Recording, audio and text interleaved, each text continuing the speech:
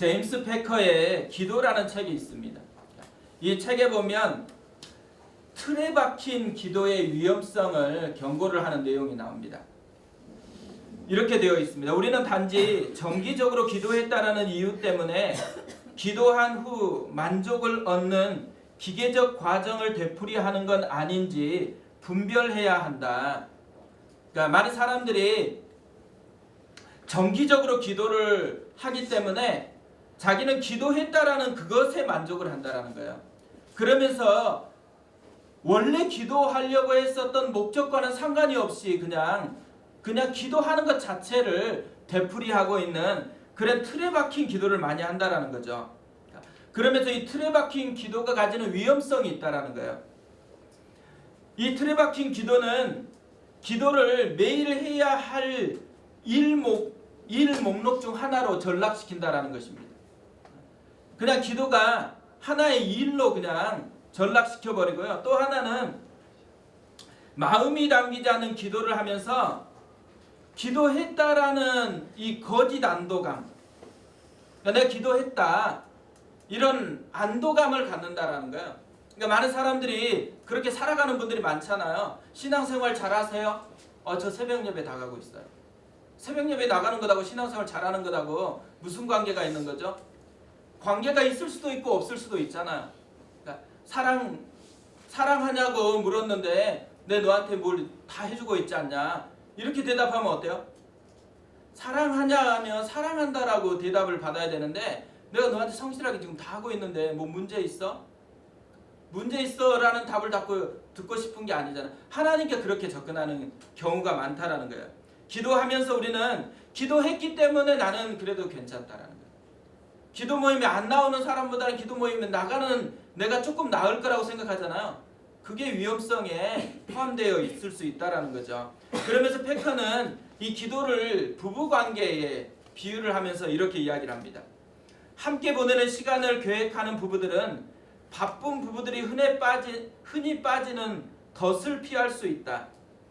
한 집에 살기는 하지만 단지 시간이 없기 때문에 깊이 대화를 전혀 하지 못하는 덫 말이다. 그들의 관계는 처음에는 사랑으로 시작되었으나 마치 이를 닦는 것 같은 관계가 되어버린 것이다. 애석한 일이다. 원래 결혼해서 살아가는 이유, 가정에서 이렇게 살아가는 것은 대화하고 사랑을 점점 더 깊이 누리기 위해 사는 거잖아요. 근데 점차 시간을 보내보면 사랑은 사라지고 뭔 있어요? 기계적으로 이 닦는 것처럼 그냥 성실하게 하는 것만 있는 거예요. 근데 성실하게 하는 것을 사랑이라고 여기면서 가면 좋은데 사실은 사랑이 느껴지지 않는데 성실하게 계속해서 반복해서 하면 어때요? 마음이 식어지고 힘들어지는 거잖아요. 그래서 여기서는 덫이라 그래요. 덫. 그러니까 이런 덫에 걸려가지고 꼼짝달싹도 못하는 그런 삶의 모습이 신앙의 모습 속에서도 있다라는 거죠. 어떻게 보면 틀에 박힌 기도를 한다라는 것은 영적인 덫에 갈린 그런 삶을 살아간다라는 것입니다. 그리고 더 문제는 뭐겠어요? 기도를 안 하면 살아가는 거. 기도를 안 하면서 살아가는 것은 완전히 이제 덫에 꼼짝달싹 못하게 묶여있는 그런 삶이 되어 있다라는 거죠. 그래서 틀에 박힌 기도가 아니고 의미가 있는 기도를 하라고 합니다. 이 기도하면서 의미를 느끼는 그런 기도를 하라고 얘기를 하죠. 누가복음에 보면요, 예수님은 틀에 박힌 기도를 하지 않으셨습니다. 다 의미가 있는 그런 기도를 하세요. 그래서 예수님의 이 기도가 기록되어 있는 장면을 살펴보면 예수님이 그 장면에서 어떤 특별한 의미를 발견하고 또 의미를 부여해서 그렇게 하나님 앞에 나아가는 것을 우리가 볼 수 있는데, 오늘은 첫 번째로 예수님이 처음으로 기도하는 장면이 나와 있는 부분을 우리가 살펴보려고 해요. 21절에 보면 백성이 다 세례를 받을새 예수도 세례를 받으시고 기도하실 때 하늘이 열리며, 예수님의 첫 번째 기도 타이밍은 세례 받으실 때 기도하셨습니다. 세례를 받으시고 기도하실 때에 이렇게 기록되어 있어요. 다른 복음서에서는 기도하실 때가 없습니다. 마태복음에도 안 나오고 다 안 나와요. 세례를 받는 장면에서 기도하실 때라는 이 말은 누가복음에만 나와 있거든요. 누가는 의도적으로 기도하실 때에 이렇게 집어넣어놨어요. 이 말을 보면 어떤 뉘앙스를 가지고 있냐면 기도를 만약에 예수님이 안 했다 그러면 뭐가 없는 거예요? 하늘이 열리고 성령이 비둘기처럼 임하는 것이나 하나님의 음성이 들리는 그 사건이 마치 없을 것처럼 그렇게 표현해놨어요. 그러니까 기도하신 후에 기도했기 때문에 마치 하늘이 열리고 또 성령의 강림이 있고 하나님의 음성이 있는 것처럼 그렇게 표현을 해 놓았습니다. 이렇게 표현한 이유가 뭐겠어요? 기도가 그만큼 중요하다라는 거죠. 기도의 능력을 강조하는 거예요. 그러니까 우리가 기도를 쉽게 여기면 안 됩니다. 그러니까 신앙생활을 하는 많은 분들이요, 기도를 한 가지 요소 중에 하나로, 신앙의 요소 중에 하나로 이렇게 쉽게 생각하려고 그래요. 그러나 성경에 보면 기도는 한 가지 요소가 아니에요. 기도는 신앙의 전부예요, 사실. 그러니까 예수님의 이야기를 기록하면서 누가는 의도적으로 기도가 전부인 것처럼 예수님의 이야기를 기록하고 있는데 그 첫 단추가 오늘 세례를 받으신 후에 예수님께서 기도하실 때 하늘이 열렸다고 그렇게 이야기를 하면서 기도가 중요하다는 것을 강조하는 거죠. 예수님이 성전에서 이 물건 파는 분들을 보고서 화를 내잖아요. 그러면서 내 아버지의 집은 만민이 기도하는 집이다 이렇게 얘기를 합니다. 교회 아버지의 집이잖아요. 교회가 해야 되는 본질적인 특성, 기도하는 집이라는 거예요. 그러니까 교회는 기도하는 곳이고 또 우리 자신이 교회잖아요. 내가 성도가 됐다 이 말은, 크리스찬이 됐다라는 말은 기도하는 사람이 되었다라는 얘기예요. 그러니까 하나님 앞에 기도하는 사람이 되었다라는 게 성도가 되었다라는 의미와 같다고 할 수가 있는 것이죠. 세례식은 예수님의 공적인 삶을, 사역을 시작하는 시작점이었습니다. 그러니까 새로운 삶을 시작할 때 예수님께서 뭘 했냐면 기도를 했다라는 거죠. 기도로 시작을 하셨어요. 이 말은 뭘 우리에게 던져주고 있어요? 뭔가를 시작할 때는 기도로 시작해야 된다는 거예요. 그래서 한국 교회는 이런 예수님의 특성을 받아들여서 생겨난 전통들이 있죠. 개업 예배, 사업을 시작할 때 예배로 시작해요. 그러니까 사업을 시작할 때 기도로 시작한다라는 거죠. 또 이사하면 또 뭐예요? 이사 예배도 드려요. 새로운 집에서 뭔가 새로운 삶을 시작할 때 그것에 내 힘으로 뭔가를 만들어내는 가정이 아니고 하나님의 도우심으로 형성되어지는 그런 가정이 되기를 꿈꾸면서 이사 예배를 드려요. 근데 최근에는 이사 예배를 별로 많이 안 드리는 것 같습니다. 근데 이사를 하거나 뭔가 새로운 변화를 만들어낼 때는 기도로 시작해야 된다는 거죠. 이제 조금 있으면 애들도 한 학년이 더 올라가거든요. 또 새로운 학교 생활을 시작하고 뭘부터 해야 되냐면 기도부터 해야 된다는 거예요. 우리가 뭔가를 시작한다 그러면 시작을 앞두고선 반드시 해야 되는 게 기도부터 해야 된다는 거예요. 그리고 그 기도가 시작되었을 때에 하나님께서 기도하는 자에게 주시는 특별한 선물들을 주신다는 거죠.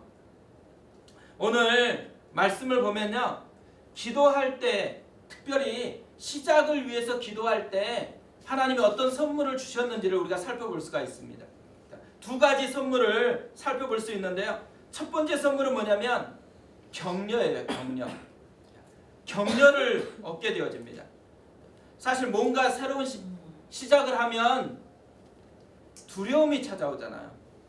그래서 이 두려움 때문에 불안하고 긴장하면서 새로운 시작을 맞이하거든요.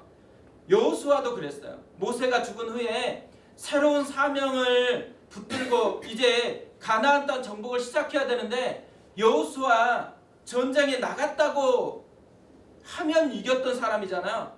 근데 두려움이 있었어요.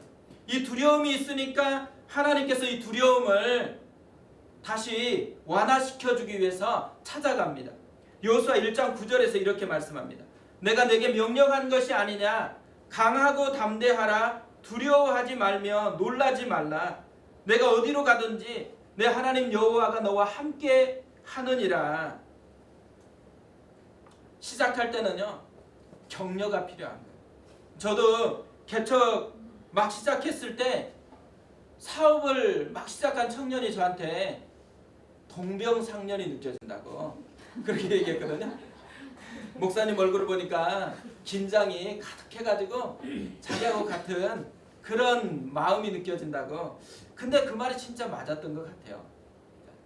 이 순댓국 먹으면서 들었던 말인데요. 근데 새로운 시작을 할 때요, 진짜 두려움이 있고 불안함이 있고 그게 본능인 거죠.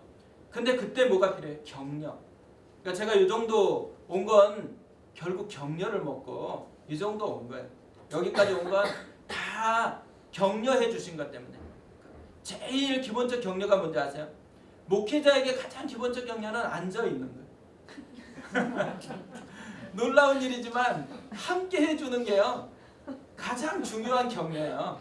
뭐 오지도 않고 멀리서 응원한다, 별로 격려가 안 돼요. 와 있는 거 무조건. 그러면 그게 아주 기본적 격려거든요. 그러니까 그런 격려를 받고 여기까지 온 것 같아요. 예수님도요, 새로운 시작을 하잖아요. 뭐가 필요하냐면 격려가 필요한 거예요. 새로운 출발하는 그 길은 왕의 길이에요. 근데 왕의 길이면서 십자가의 길이에요. 그러니까 험악한 삶을 경험해야 되는 그런 길이거든요. 그러니까 누구보다도 더 큰 격려가 필요한 거죠. 그런데 이 격려가 언제 임했냐면 기도할 때 임했는데 세 가지 격려가 임했습니다. 하나님이 세 가지로 응원을 해주세요. 첫 번째로는 21절에 백성이 다 세례를 받을 때 예수도 세례를 받으시고 기도하실 때에 하늘이 열리며, 기도하자마자 하늘이 열렸어요. 뭔가를 시작할 때요, 하늘이 열리면서 시작한다는 것과 꽉 막힌 채로 시작하는 건 정말 다른 겁니다. 하나님께서 열어주신 그 하늘을 보면서 시작을 했다라는 거죠. 두 번째, 세 번째로는 22절에 나와 있어요. 성령이 비둘기 같은 형체로 그의 위에 강림하시더니 하늘로부터 소리가 나기를 너는 내 사랑하는 아들이라 내가 너를 기뻐하노라 하시니라. 성령이 비둘기 같은 형체로 그의 위에 강림하셨습니다. 그리고 하늘로부터 소리가 났어요. 성령 하나님께서 임하셨고 성부 하나님께서 임하셨어요. 왜 임하셨을까요? 응원해 주려고. 함께 하고 있다고. 함께 하는 것으로 응원을 해주는 것. 이것이 기도할 때 누리는, 시작할 때 기도하면 누리는 하나님의 선물이라는 것이죠. 불안할 때요, 누군가 옆에 있어주는 것만으로도 힘이 되거든요. 근데 그 사람이 나를 위해서 손을 잡아줬다고 생각해보세요. 그러면 그 힘이 훨씬 증폭되는 거죠. 근데 또 안아주면서 기도까지 해준다고 생각해보세요. 그럼 얼마나 위로가 되겠어요. 그러니까 지치고 힘든 사람이 있으면 사실 붙들고 기도해주는 게 진짜 큰 힘이 되어져요. 예전에 장례식을 갔는데요, 청년이니까 청년 자매 아버님이 소천했어요. 그러니까 얼마나 크게 어렵겠어요. 근데 같이 갔던 팀에서 이게 손잡아주고 이렇게 쭉 위로에다가 한 자매가 안고 우는 거예요. 안고 우니까 이 모든 아픔이나 이런 것들이 다 치유되는 게 느껴져요. 그 자리에 서서 보는데도 아, 이 자매가 진짜 위로를 받고 격려를 받고 있구나. 그게 고스란히 느껴지더라고요. 오늘 예수님께서 불안을 가지고서 시작하는 길인데 하나님의 성령께서 함께 해주셨어요. 성부 하나님께서 함께 해주셨어요. 그러니까 어떻게 보면 안고 우는 거예요. 안고 격려하는 거죠. 이것이 시작할 때 기도하면 누리는 하나님의 선물이라는 거죠. 그러니까 우리가 뭔가 시작할 때요, 기도해야 됩니다. 그리고 격려가 필요하다 그럼 뭐 해야 돼요? 기도해야 된다는 거죠. 그것이 오늘 본문이 우리에게 알려주는 한 가지 메시지라는 거예요. 두 번째로 시작하면서 기도하면 얻게 되는 선물, 방향을 얻게 되어집니다. 방향. 예전에 교회 이름 지을 때요, 누가 권한 이름, 이 이름 되게 좋다고 권한 이름이 하나 있었어요. 초심교회. 왜 권했냐? 목사님이 변하지 않았으면 좋겠다고. 그러니까 제가 진짜 많이 듣는 말 중에 하나는요, 변하지 않았으면 좋겠다고. 그런 얘기를 진짜 많이 듣거든요. 그러니까 어떻게 보면 제 인생의 목표 중에 하나가 변함없이 주님을 사랑하는 사람이 되는 것인 것 같아요. 그러니까 변하지 않고 그 길을 계속해서 갈 수 있다 그러면 승리했다라는 그런 자긍심을 가지게 될 것 같아요. 그러니까 그런 이름을 알려주는 거죠. 근데 초심 왜 얘기했을까요? 초심은 방향에 대한 얘기예요. 올바른 방향을 향해서 뚜벅뚜벅 잘 걸어가야 된다는 거, 이게 중요하다라는 거죠. 출발할 때 제일 중요한 게 뭐예요? 방향이잖아요. 아침에 이 설교 준비하는데요, 노래 하나가 갑자기 생각이 났습니다. 그래서 부를 수는 없고 유튜브에서 들었거든요. 양희은 씨가 부른 엄마가 딸에게라는 노래거든요. 들어보셨어요? 엄마가 딸에게. 그러니까 이 듣는 사람들이 다 울더라고요. 엄마가 딸을 보니까 애긴 줄 알았는데 어느덧 성장해 버린 거예요. 근데 이 성장한 딸에게 엄마가 뭔가를 하고 싶은 거예요. 뭔가 조언을 하고 싶고 딸을 위해서 뭔가를 하고 싶은 그 내용이 노래 가사의 내용이거든요. 이렇게 되어 있어요. 내가 좀 더 행복해지기를 원하는 마음에 내 가슴 속을 뒤져 할 말을 찾지. 그러니까 딸을 위해서 진짜 행복해지기 원하니까 가슴 속에서 진짜 중요한 말, 딸에게 진짜 중요한 말이라고 생각하면서 말을 찾았어요. 무슨 말을 할 수 있을까요? 공부해라 이렇게 얘기하는 거예요. 성실해라, 사랑해라. 이 세 마디가 엄마가 한 말인 거예요. 근데 이 말을 하면서도 사실은 자기도 못 해봤잖아요. 공부 자기도 잘 안 했잖아요. 성실한 거 자기도 성취 못 했잖아요. 사랑하는 거 그건 너무 어려운 거잖아요. 그래서 이것도 독백을 해요. 근데 마음에는 뭐가 있었냐면, 마음에는 딸이 진짜 행복하기를 원하는 게 있었어요. 근데 말로 표현되는, 겉으로 표현되는 건 뭐예요? 공부해라, 성실해라, 사랑해라. 그래서 어떻게 돼요? 엄마와 딸 사이에 벽이 생겼어요.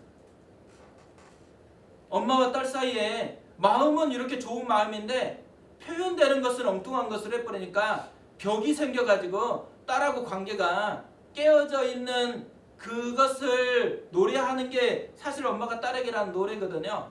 그러니까 이 노래 가사를 들으면서 듣는 사람들이 다 눈물을 글썽이고 또 눈물을 흘리면서 듣고 있습니다. 이 딸과 엄마 사이에 생긴 벽, 뭘로 생겼을까요? 방향을 잃어버렸기 때문에. 원래 방향은 딸이 행복한 거였어요. 근데 그 방향을 표현해 줘야 되는데 표현은 엉뚱한 것을 했어요. 방향을 읽지를 못하니까, 엄마의 처음 마음을 읽지를 못하니까 결국 주어진 건 벽밖에 없었다라는 거죠. 신앙의 위기가요, 이럴 때가 많습니다. 이 방향을 잃어버리면서 어느 순간에 벽이 딱 들어서 가지고 하나님과 우리 사이에 절벽처럼 느껴지는 그런 담이 있는 것 같은 인생일 때가 참 많이 있는 거죠. 우리가 대부분요, 접근할 때 이 엄마처럼 접근하는 경향이 많아요. 뭘 시작한다고 열심히 해라, 화이팅, 막 이렇게 응원하잖아요. 하나님은 어떻게 했을까요? 오늘 본문을 보면 하나님은 굉장히 다르게 접근을 합니다. 22절 다시 한번 봐보세요. 성령이 비둘기 같은 형체로 그의 위에 강림하시더니 하늘로부터 소리가 나기를 너는 내 사랑하는 아들이라 내가 너를 기뻐하노라 하시니라. 하늘로부터 소리가 있었는데 이 소리, 하나님께서 가장 중요한 것을 얘기하고 싶어 할 것 아니에요. 엄마가 마음 깊은 곳에서 찾았던 그 말, 엄마는 공부해라 그랬는데 하나님은 너 열심히 십자가의 길을 걸어가라, 내가 응원할게, 화이팅, 이렇게 하는 게 아니에요. 뭐라고 얘기해요? 너는 내 사랑하는 아들이라 내가 너를 기뻐하노라. 이게 성부 하나님이 주신 메시지였어요. 이 말 속에는요, 방향이 포함되어 있습니다. 예수님이 걸어가야 되는 방향이 포함되어 있어요. 사역을 열심히 하는 것이 예수님의 방향이 아니라는 거예요. 예수님의 방향이 뭐예요? 하나님과 아들로서 친밀한 관계를 맺는 것이 예수님이 가야 되는 방향이라는 거죠. 누구보다도 나와 더 깊이 사랑하고 더 깊은 이런 친밀감을 누리는 것, 이것이 십자가의 길을 걷는 예수님이 가져야 되는 방향성이었다라는 것입니다. 우리가 교회에서 사역을 하다 보면요, 열심에 포커스를 두고 강조할 때가 되게 많아요. 열심히 전도하고 열심히 기도하고 열심히 말씀 보고, 열심히라는 이 포커스는 다 어디를 향할 때가 많냐면 업적, 성취, 내가 누구보다 더 많이 했고 뭘 열심히 했기 때문에 그 열심히 한 그것이 내 신앙의 성숙도를 보장해 주는 것처럼 그렇게 포장할 때가 많습니다. 성경을 백독하면 신앙이 성장할 수 있을까요? 기도를 하루에 6시간, 8시간 하면은 그것이 신앙의 성숙도를 보장할 수 있을까요? 그렇지 않다라는 거예요. 신앙의 성숙도가 그것에 있지 않고 관계에 깊이 있다라는 거예요.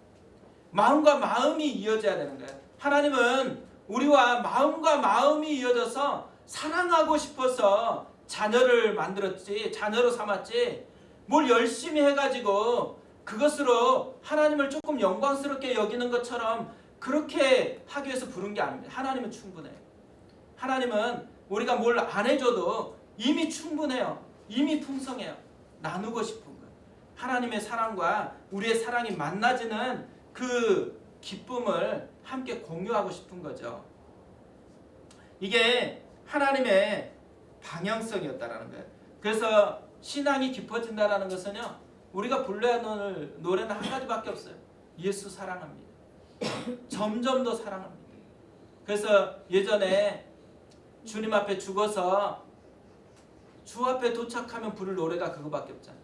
주님 사랑합니다. 주님이 날 사랑해 주었기 때문에 그 은혜로 인해서 주님 사랑합니다.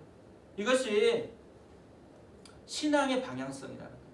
그것을 알려주기 위해서 너는 내 사랑하는 아들이라 내가 너를 기뻐하노라, 이 한마디만 딱 하십니다.